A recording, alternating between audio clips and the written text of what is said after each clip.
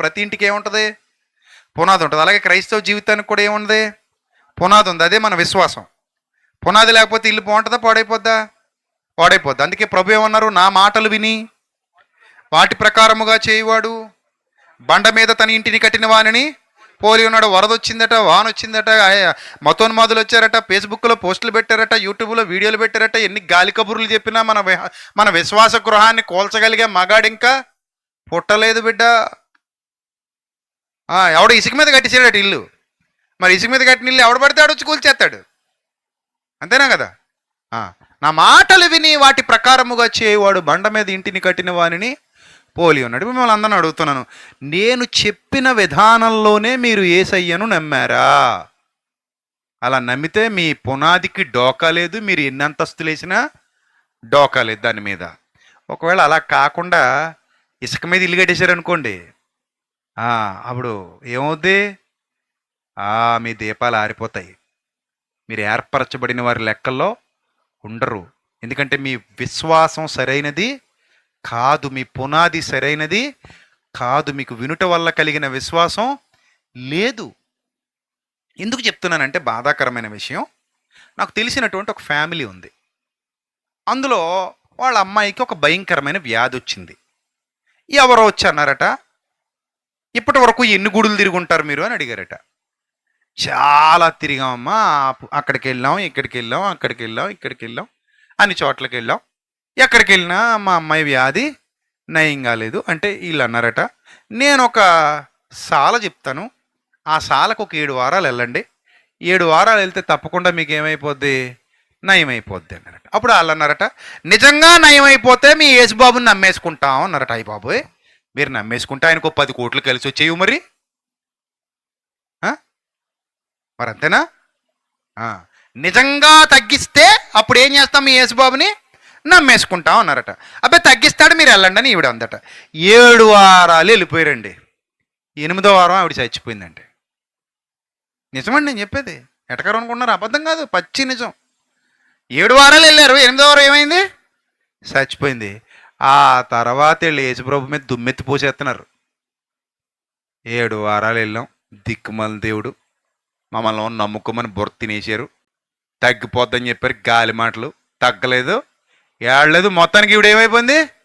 చచ్చిపోయింది. అదేదో ఇంకో చోటకి వెళ్ళి ట్రై చేసినా బతుకునేమో అని దూషణ వాక్యాలు కూడా నోట్లోంచి వచ్చేసినాయి. నేను అంటాను, పునాది తప్పుగా వేశారంటాను. ఇల్లెందుకు కూలిపోయింది? ఇల్లెందుకు కూలిపోయింది? పునాది తప్పుగా వేశారు. పునాది కరెక్ట్గా వేస్తే 7వ వారాల తర్వాత చచ్చిపోయినా కూడా ఆనందంగా ఉందరు. ఎందుకో చెప్పనా? నా పాప శాపము నుండి విడిపించబడి ఎక్కడికి పోయా? నిత్య జీవమునకు చేరిపోయా. మరణము అందరికీ వచ్చును, దాంతో ఇప్పుడు నేను బతికితే ఏటి, సత్తే ఏటి, చావు తర్వాత ఏముండాలి? ఏముండాలి చెప్పండి? ఇప్పుడు నీకు వ్యాధి వచ్చింది, 7 వారాలు వెళ్ళావు, తగ్గింది, ఇంకెప్పటికీ సావా ఏంది? అడుగుతున్నాను నేను. చచ్చిపోతావా? ఎన్ని రోజులకి చచ్చిపోతావు? ఇప్పుడు హిజ్కియాకి ఎన్ని రోజులు ఇచ్చాడట ఆయుష్కాలం? ఆ తర్వాత ఏమైందట? ఇప్పుడు చావు వచ్చిందని ఏం చేస్తున్నాడట ఆయన? ప్రభువా, అప్పుడే వద్దు ప్రభు, ప్లీజ్ ప్రభు అన్నాడట. సర్లేరా, ఓ 15 ఏళ్ళు తీసుకోరని ఆయన అన్నాడట ఆయన తండ్రి. సరే 15 ఏళ్ళు ఇచ్చేసాడు. ఈ 15 ఏళ్ళ తర్వాత అయినా మళ్ళీ ఏం జరుగుతుంది? మళ్ళీ అదే. నువ్వు ఎంత వద్దనుకున్నా మళ్ళీ ఆ డోర్ దగ్గరికే రావాలి. సో ఆ డోర్ తర్వాతే అసలు భవిష్యత్తు ఉంది. మరణము అందరికీ వచ్చును, అటు తర్వాత తీర్పు జరుగును. మరి యేసు ప్రభువును నమ్ముకొనుట అనేది ఎందుకు? తీర్పు నుండి విడుదల పొందుటకు, పాప క్షమాపణ పొందుటకు, నిత్య జీవమును స్వతంత్రించుకొనుటకు, రక్షణ. దాన్ని ఎటు తిప్పారిళ్ళు? ఈ అమ్మాయి బతికితే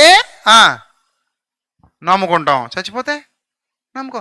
ఇక్కడ బతుకు చావుల గురించో, లేకపోతే నీ భౌతిక సంబంధమైన ఆశల గురించో, ఆస్తుల గురించో, అంతస్తుల గురించో, వెండి గురించో, బంగారాల గురించో, పెళ్ళిళ్ళ గురించో, లేకపోతే కోర్టు కేసుల గురించో, చదువుల గురించో, సమస్యల గురించో, వ్యాధుల గురించో, బాధల గురించో కాదు. ఇక్కడ పాపులను రక్షించుటకు క్రీస్తు యేసు లోకమునకు వచ్చెనను మాట నమ్మదగినదియు పూర్ణాంగీకారమునకు యోగ్యమైనదియునై ఉన్నది.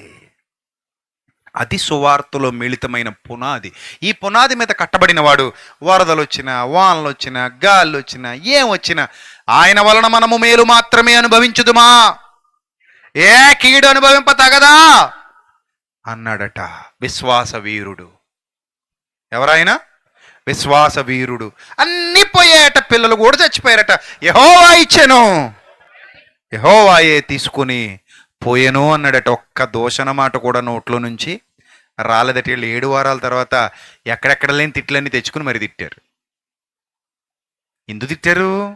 వాళ్ళ విశ్వాసం సరైనది కాదు. మనం వేసిన పునాది కరెక్ట్ కదా, ఆ పునాది వేయకూడదు అసలు.